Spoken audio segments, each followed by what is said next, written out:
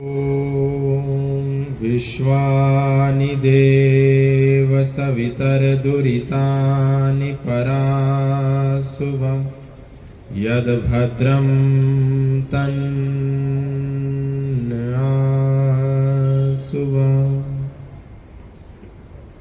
आज राजस्थान की इस पावन धरा पर पूज्य स्वामी श्रद्धानंद जी महाराज के बलिदान शताब्दी दिवस के अवसर पर हम सब यहाँ पर एकत्रित हुए हैं। मंच पर आसीन इस कार्यक्रम के अध्यक्ष आदरणीय वेदपाल शास्त्री जी, जो राजस्थान हाई कोर्ट के बहुत ही वरिष्ठ अधिवक्ता भी हैं और आर्य प्रतिनिधि सभा राजस्थान के आप प्रधान भी हैं, आपका मैं अभिनंदन करता हूं। मंच पर आसीन अन्य जितने भी महानुभाव हैं, आदरणीय श्री बजरंग जी, हनुमान जी एवं जो भी महानुभाव यहाँ पर बैठे हैं जिनका नाम मुझे स्मरण नहीं है, उनका भी मैं बहुत बहुत अभिनंदन करता हूँ। अभी इस कार्यक्रम का प्रारंभ हमने पंचकुंडीय यज्ञ से किया। उसके पश्चात बहुत ही मधुर परमपिता परमात्मा की भक्ति के कुछ भजन भी हमने सुने और फिर स्वामी सुमेधानंद जी का भी प्रवचन सुना, जिसमें स्वामी श्रद्धानंद के विभिन्न वृत्तांतों का उन्होंने वर्णन किया। ये जो वर्ष है 2025, 26, 27, ये ऐतिहासिक दृष्टिकोण से बहुत ही महत्वपूर्ण वर्ष है। आज हम यहाँ पर एकत्रित हुए हैं क्योंकि ये वर्ष आज 23 दिसंबर स्वामी श्रद्धानंद जी महाराज का बलिदान शताब्दी वर्ष है।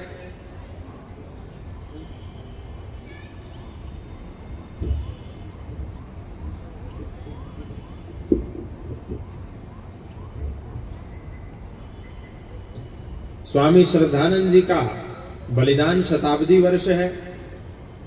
इसके साथ साथ आर्य समाज का 150वां स्थापना दिवस भी है। महर्षि दयानंद का 200वां जन्मोत्सव भी है। राष्ट्रीय स्वयंसेवक संघ का शताब्दी महोत्सव भी है। बिरसा मुंडा का 150वां जन्म महोत्सव भी है। सरदार पटेल का 150वां जन्मोत्सव भी है। अटल बिहारी वाजपेयी जी का शताब्दी महोत्सव भी है।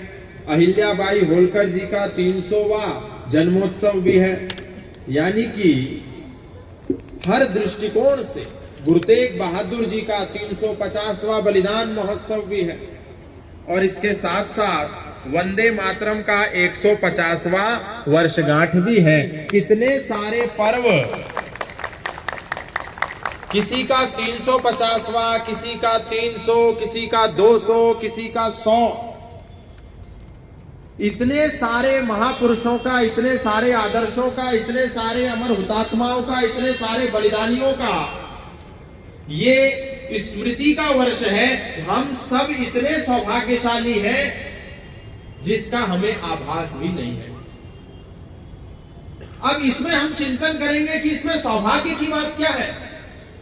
स्वामी श्रद्धानंद का आज 100वां बलिदान दिवस है। कल 101वां होगा, परसों 102वां होगा, उसके बाद 103वां होगा और यह श्रृंखला तो यूं ही चलती रहेगी। अहिल्याबाई होलकर जी की 300 जन्म शताब्दी है, फिर 350वीं आएगी और ये तो सिलसिला यूं ही चलता रहेगा। इसमें आश्चर्य की बात क्या है। ऋषि दयानंद का 200वां जन्मोत्सव का ये क्षण है। ये 201 होगा, 202 होगा, 205 होगा। इसमें आश्चर्य क्यों करना है और इसमें हम क्यों सौभाग्यशाली हैं। हम इसलिए सौभाग्यशाली हैं क्योंकि हमारे जीवन में ऋषि दयानंद का 200वां जन्मोत्सव आया है। 250वां हमारे जीवन में नहीं आएगा। यहाँ जितने लोग बैठे हैं शायद उनमें से तो बहुत लोगों के जीवन में नहीं आएगा। स्वामी श्रद्धानंद का 200वां बलिदान उत्सव हम में से किसी के जीवन में नहीं आएगा। संघ का 200वां द्विशताब्दी समारोह हम में से किसी के जीवन में नहीं आना है। हम अभी इसके साक्षी बन रहे हैं। तो जो भी इन महापुरुषों का संकल्प था, जो भी इन्होंने स्वप्न देखा था, उसको हम आज चाहे तो पूरा कर सकते हैं। अभी समय है, अभी नहीं कुछ भी बिगड़ा है।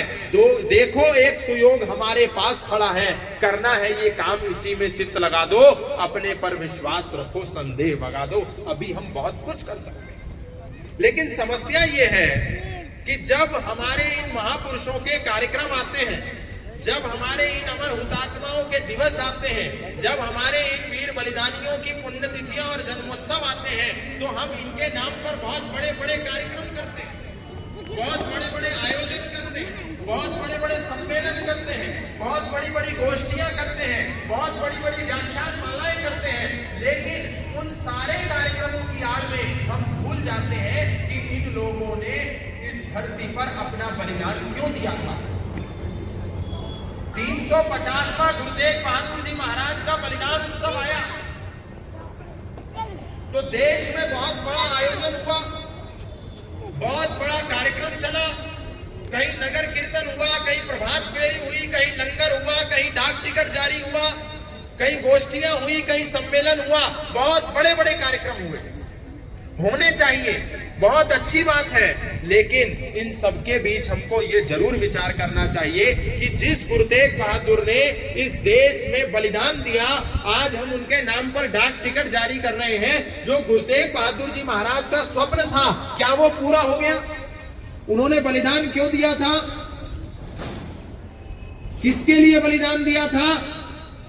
उन्होंने अपना सिर दिया था, लेकिन उन्होंने अपना धर्म नहीं दिया था। यानी उनका पूरा जीवन धर्मांतरण के विरोध में था।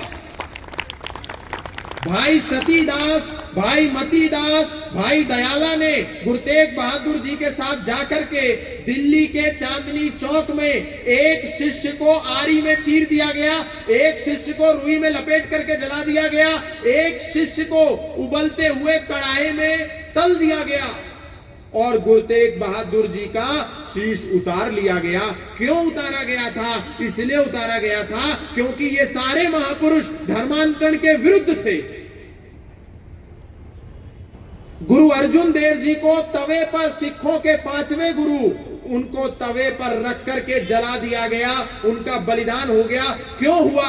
क्योंकि मुगल चाहते थे, जिहादी चाहते थे, आतंकवादी चाहते थे कि ये धर्मांतरण करके मुसलमान बन जाएं, लेकिन वो नहीं बने। यानी उन्होंने मरना स्वीकार किया पर धर्म परिवर्तन नहीं किया। गुरु तेग बहादुर मर गए लेकिन धर्म परिवर्तन नहीं किया। जोरावर सिंह और फतेह सिंह मर गए लेकिन धर्म परिवर्तन नहीं किया। भाई सतीदास, भाई मतीदास, भाई दयाला मर गए लेकिन धर्म परिवर्तन नहीं किया। माता गुजरी दुनिया से चली गई लेकिन धर्म परिवर्तन नहीं किया।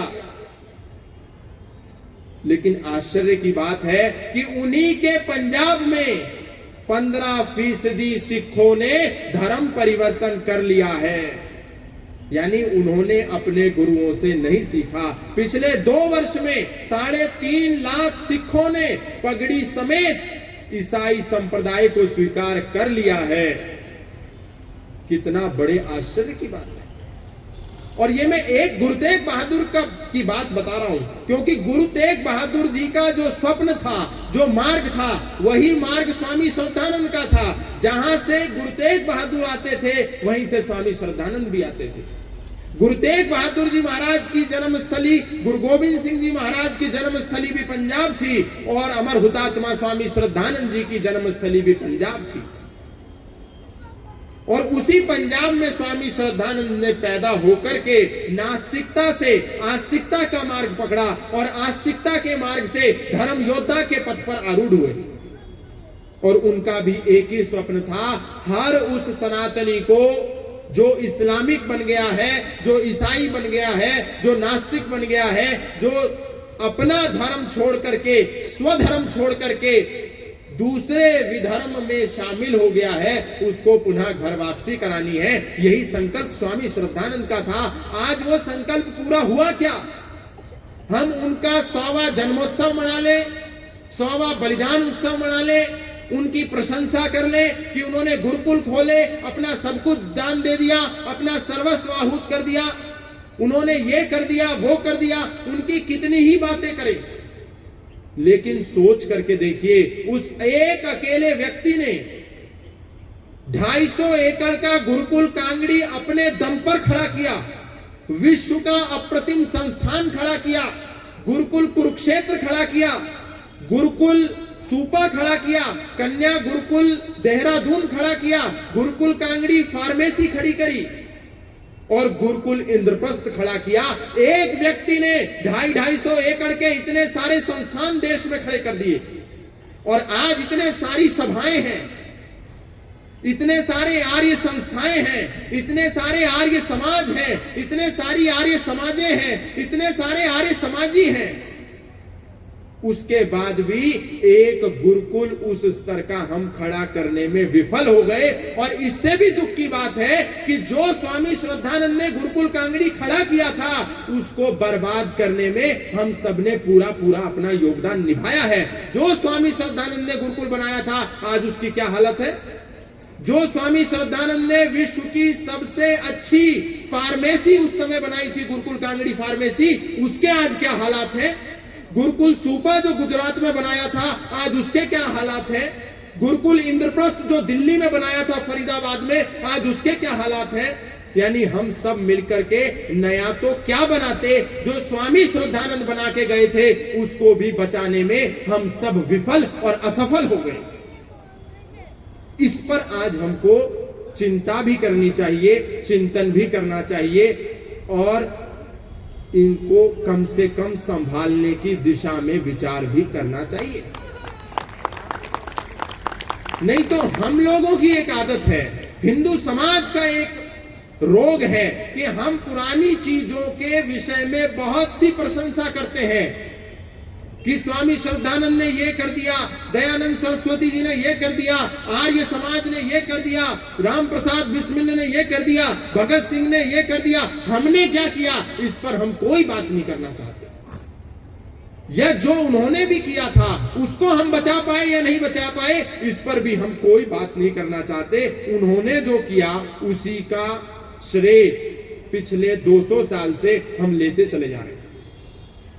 ये आज हम लोगों को सबसे पहला तो एक आत्मावलोकन करने की आवश्यकता है। दूसरा, जो स्वामी जी कुछ वृतांत हमको बता रहे थे, स्वामी श्रद्धानंद जी का जीवन बड़ा ही त्यागमय था, तपश्चर्या का जीवन था।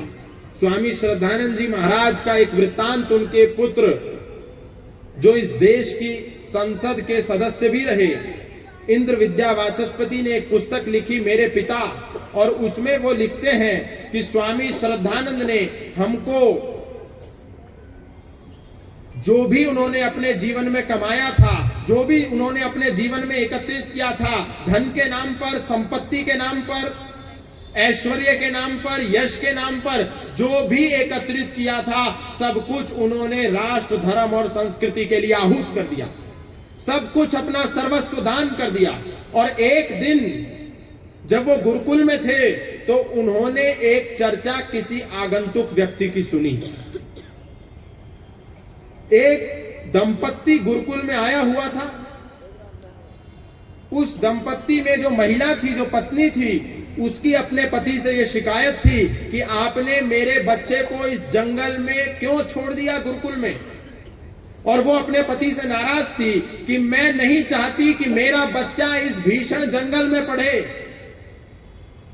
यहां शेर हैं, चीते हैं, जंगली जानवर हैं, मेरे बच्चे को खतरा है, आपने मेरे बच्चे को यहां पर क्यों लेकर के आए, इस गुरुकुल में क्यों प्रवेश दिया। तो उस समय उस पिता ने कहा कि मैं ही अपने बच्चे को नहीं लेकर के आया हूं, देखो यहां स्वामी श्रद्धानंद के भी तो बच्चे हैं, उनका पुत्र हरीश है, उनका पुत्र इंद्र है, वो भी तो इसी गुरुकुल में पढ़ते हैं। तो उस महिला ने कहा कि वो अगर इस गुरुकुल में पढ़ते हैं तो उनके साथ तो उनके पिता स्वामी श्रद्धानंद हैं, लेकिन हमारे बच्चों की देखरेख कौन करेगा, हमारे बच्चों को कौन देखेगा, उन बच्चों को कुछ हो गया तो क्या होगा। ये उन्होंने एक चिंता प्रकट करी। तो उसके बाद उन्होंने उनको समझाया और सब समझाया पर वो नहीं मानी। फिर दूसरी एक उन्होंने शंका प्रकट करी कि हमारे बच्चे इस गुरुकुल में पढ़ करके क्या बनेंगे, इस गुरुकुल में हमारे बच्चे पढ़ रहे हैं, इनका भविष्य क्या होगा, इसकी भी मुझको चिंता सताती है। तो तब उस पिता ने कहा कि जो स्वामी श्रद्धानंद के बच्चे बनेंगे वही हमारे भी बच्चे बनेंगे।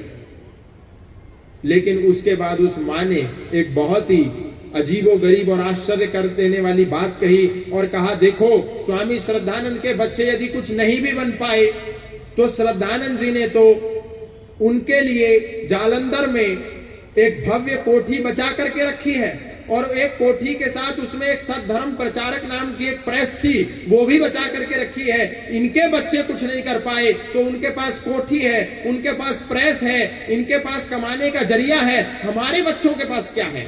ये जो चर्चा थी ये स्वामी श्रद्धानंद ने सुन ली और सुनने के बाद बड़े व्यथित हुए और उनको अपनी राष्ट्र भक्ति पर, देश भक्ति पर, ईश्वर भक्ति पर, समाज सेवा पर संशय हुआ और उसी समय उन्होंने निर्णय लिया कि मेरी देशभक्ति में अभी कमी है, मेरी राष्ट्र भक्ति में अभी कमी है और मैंने अपना सर्वस्व अभी देश को नहीं दिया है, क्योंकि मैंने अपने बच्चों के लिए एक कोठी, एक प्रेस बचा करके रखी है, ये भी मैं आर्य समाज को, आर्य प्रतिनिधि सभा पंजाब को दान दे दूंगा। और उन्होंने एक कागज लिखा और कागज लिख करके अगले दिन प्रातः काल ब्रह्म मुहूर्त में अपने दोनों बच्चों को बुलाया और बुला करके उनके सामने वो कागज रखा और कागज रख करके कहा कि इस कागज को पढ़ लीजिए और यदि तुम इससे सहमत हो तो इस पर हस्ताक्षर कर दीजिए। तो बच्चों ने उस कागज को देखा और देख करके बिना कुछ बोले, बिना कोई संशय प्रकट किए, बिना कोई असहमति प्रकट किए उन पत्र पर दोनों बच्चों ने हस्ताक्षर करके स्वामी श्रद्धानंद को दे दिए। और अगले दिन स्वामी श्रद्धानंद ने उसकी घोषणा जो गुरुकुल में उत्सव चल रहा था उसमें जाकर के कर दी। ये घटना लोगों के लिए बहुत सामान्य हो सकती है, पर हम आज के दृष्टिकोण में कोई भी माता पिता ये सोच करके देखे कि क्या वो अपने बच्चों के लिए 1 इंच भूमि भी, 1 रुपया संपत्ति भी ना बचाए और सब कुछ राष्ट्र, धर्म और समाज को दे दे। क्या ऐसा संभव हो सकता है? ये दुनिया में एक अद्वितीय उदाहरण है, ऐसा दूसरा कोई उदाहरण देखने को नहीं मिलता। ये स्वामी श्रद्धानंद थे और उनके जो बच्चे थे वैसा उदाहरण भी कोई देखने को नहीं मिलता। आज एक पिता की हत्या एक पुत्र कुछ गज जमीन के लिए कर देता है, भाई और भाई में कुछ गज जमीन के बंटवारे को लेकर के सालों साल विवाद चलता है, कोर्ट कचहरियों के चक्कर लगते हैं, मुकदमेबाजी होती है, लिखा पढ़ी होती है, कागजी कार्रवाई होती है, थाने में फाइलें चलती हैं। एक छोटे से जमीन के टुकड़े के लिए वहां ना तो स्वामी श्रद्धानंद ने अपनी संपत्ति को राष्ट्र, धर्म और संस्कृति को देने से पहले सोचा और ना उनके बच्चों ने उस पर आपत्ति करी कि आपने तो सब कुछ समाज को दे दिया, अब ये थोड़ा सा तो हमारे लिए बचा करके रखिए। उनके बच्चों ने भी इस पर कोई संशय, कोई अस्वीकारता प्रकट नहीं करी। दोनों ही पिता पुत्र जो थे वो समाज और राष्ट्र के लिए कितने अग्रणी थे, अपने आप में ये सोचने का विषय है। इसलिए यही कारण है कि आज हम स्वामी श्रद्धानंद जी महाराज का बलिदान दिवस मना रहे हैं। नहीं तो 23 दिसंबर को न जाने कितने लोग इस धरती को छोड़ करके गए होंगे, 23 दिसंबर में न जाने कितने लोगों की मृत्यु आई होगी, कितने लोग मरे होंगे। लेकिन इस धरती पर 23 दिसंबर जब आता है तो केवल स्वामी श्रद्धानंद जी का बलिदान मनाया जाता है, क्योंकि उन्होंने ऐसा काम किया। और 21 दिसंबर से लेकर के 25 दिसंबर तक का ये जो समय है ये बहुत महत्वपूर्ण इसलिए भी है क्योंकि इसमें गुरु गोविंद सिंह जी के पूरे परिवार ने अपना बलिदान दिया था। इस दृष्टिकोण से भी ये एक बहुत महत्वपूर्ण समय है। लेकिन इतिहास में कुछ लोगों के साथ न्याय नहीं होता। इतिहास लिखने वाले कुछ महापुरुषों को इतना अंडररेट कर देते हैं जिसके विषय में सोच करके भी आश्चर्य होता है। और कुछ लोगों को इतना ओवर रेट कर देते हैं, कुछ सन्यासियों को भारत में इतना ओवर रेट किया गया, इतना महिमा मंडित किया गया, जिन्होंने भारतीय संस्कृति में बहुत अधिक कोई योगदान नहीं दिया। उन सन्यासियों की तस्वीरें आज हमको देश के कोने कोने में देखने को मिलती है, लेकिन जब स्वामी श्रद्धानंद की बात आती है तो हमें उसका नाम दूर दूर तक भी दिखाई नहीं देता, उतना नहीं देता जितना उन्होंने कार्य किया। एक घटना मुझे याद आती है स्वामी श्रद्धानंद की। स्वामी श्रद्धानंद गुरुकुल में रहते थे, अपने ब्रह्मचारियों के साथ जंगल के बीच में रहते थे। उनको सूचना मिली कि गांधी जी जो अफ्रीका में लड़ाई लड़ रहे थे वहां के नागरिकों की, तो वो लड़ाई गांधी जी लड़ने में असमर्थ हो रहे हैं। और वो इसलिए असमर्थ थे क्योंकि गांधी जी के पास पर्याप्त धन नहीं था, पर्याप्त आर्थिक संसाधन नहीं थे। ये सूचना जब स्वामी श्रद्धानंद को मिली तो स्वामी श्रद्धानंद ने तत्काल प्रभाव से अपने गुरुकुल में पढ़ने वाले ब्रह्मचारियों, कर्मचारियों और आचार्यों को बुलाया और बुला करके कहा कि मैं ये चाहता हूं कि आप एक समय का अपना दूध जो पीते हैं उसका त्याग कर दें। तो ब्रह्मचारियों ने, आचार्यों ने और कर्मचारियों ने पूछा कि स्वामी जी आप ऐसा क्यों चाहते हैं कि हम एक समय का दूध ना पिए? तो स्वामी श्रद्धानंद ने कहा कि गांधी जी अफ्रीका में, साउथ अफ्रीका में लड़ाई लड़ रहे हैं वहां के नागरिकों के लिए, उनके हित के लिए, उनके मुद्दों पर, और उनको अर्थ की जरूरत है, उनके पास आर्थिक तंगी है और अर्थ के अभाव में वो लड़ाई लड़ने में असमर्थ है। इसीलिए ये जो पैसा बचेगा एक समय के दूध से, इस पैसे को बचा करके हम उनको भेजेंगे ताकि वो अपनी लड़ाई पूरी निष्ठा और पूरी प्रतिष्ठा और पूरे समर्पण के साथ लड़ सके।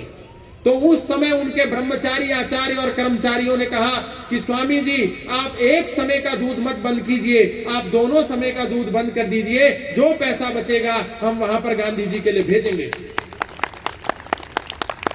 उनके ब्रह्मचारियों ने जाकर के मजदूरी करी, ईंट ढोई, पत्थर ढोए, रेता उठाया, कुछ निर्माण कार्य किया, मजदूरी का काम किया, और उस मजदूरी से जो पैसा इकट्ठा हुआ, दूध से जो पैसा इकट्ठा हुआ, लोगों से भिक्षा मांग मांग करके जो पैसा इकट्ठा हुआ, वो पैसा जब एकत्रित हो गया तो 1500 रुपये बने।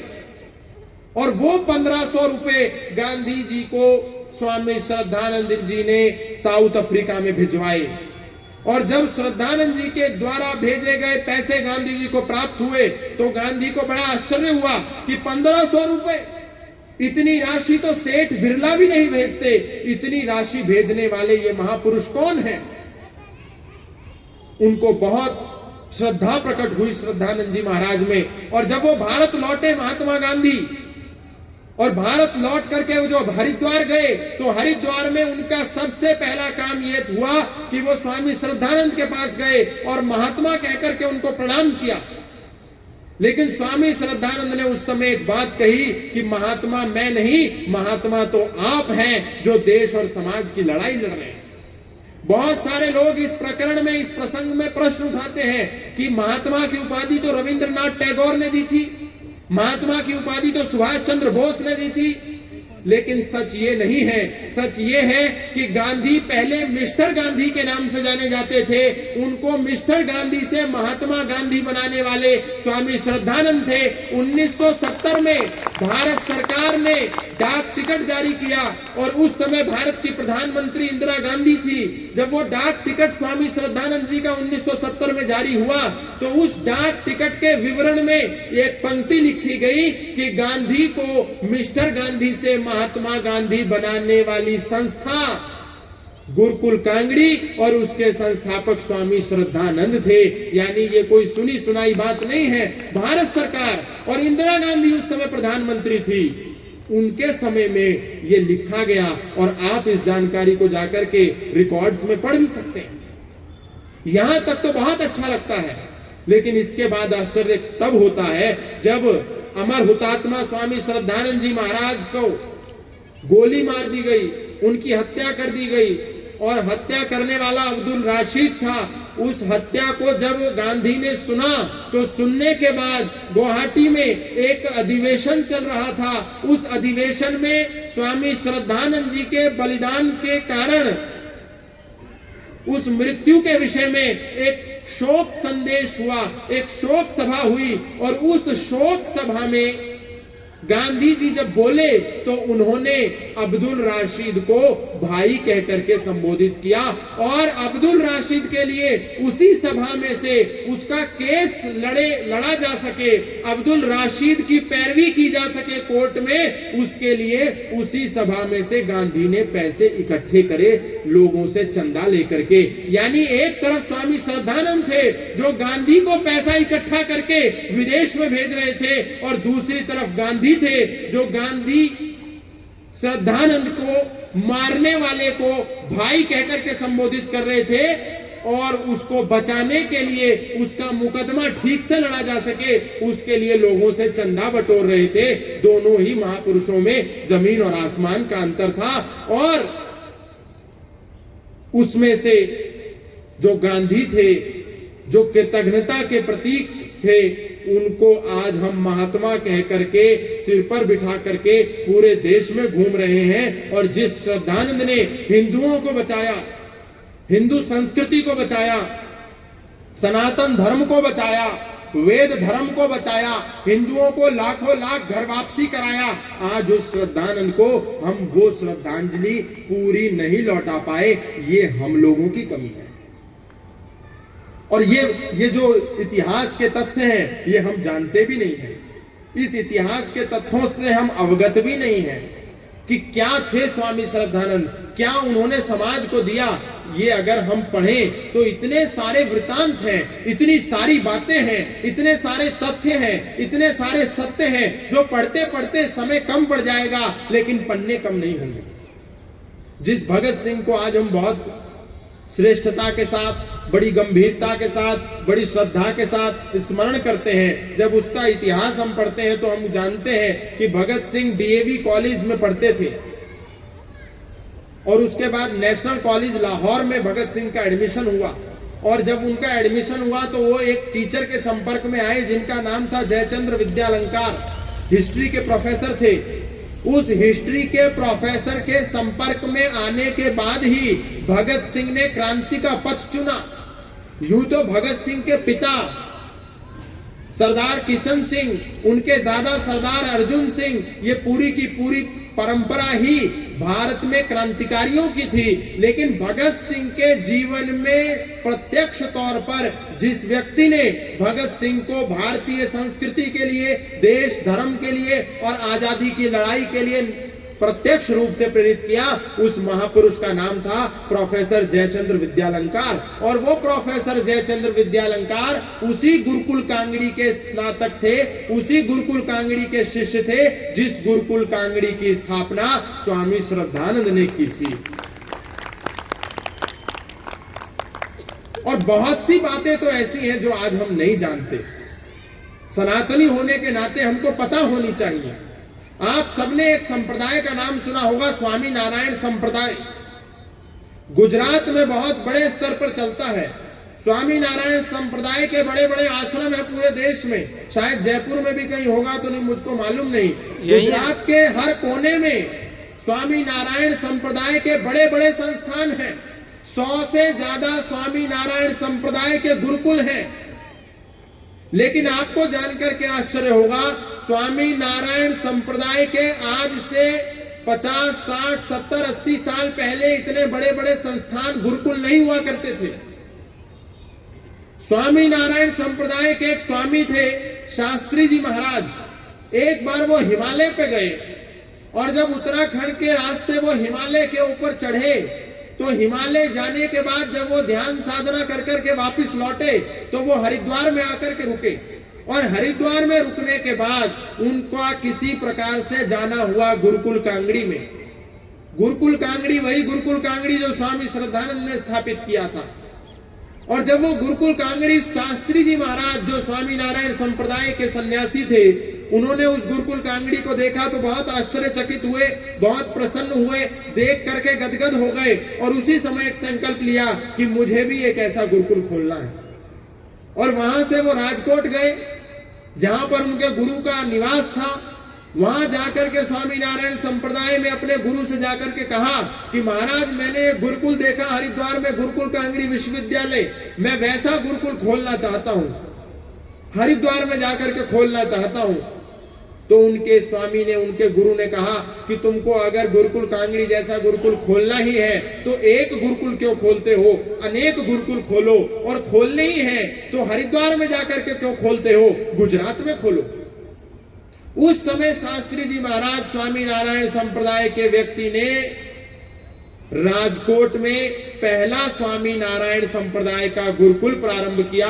और उसके बाद आज उस श्रृंखला को आप देखेंगे तो इतने गुरुकुल आर्य समाज के तो मुट्ठी भर गुरुकुल हैं, पर एक गुरुकुल कांगड़ी से प्रेरणा लेकर के शास्त्री जी महाराज ने गुजरात पर तो अनेकानेक गुरुकुल खोल दिए, और उसके अतिरिक्त दुबई में गुरुकुल, अमेरिका में गुरुकुल, ऑस्ट्रेलिया में गुरुकुल, पूरे विश्व में गुरुकुलों की एक लंबी श्रृंखला खड़ी कर दी। कहां से खड़ी करी?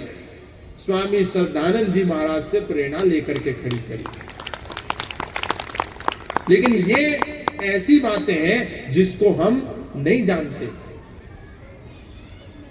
जिसके विषय में यदि हम जानेंगे तो हमको पता चलेगा कि हमारे आचार्य ने हमारे लिए क्या किया, हमारे गुरुओं ने हमारे लिए क्या किया है, हमारे बड़ों ने हमारे लिए क्या किया है, और वास्तव में उनका जो कार्य है उसको भुलाया नहीं जा सकता। स्वामी श्रद्धानंद ने समाज के लिए, राष्ट्र के लिए इतने बड़े बड़े कार्य किए, सब कुछ अपना दे दिया, अपना सब कुछ बेच दिया, और हम उसको संभाल पाने में बड़े असमर्थ हैं।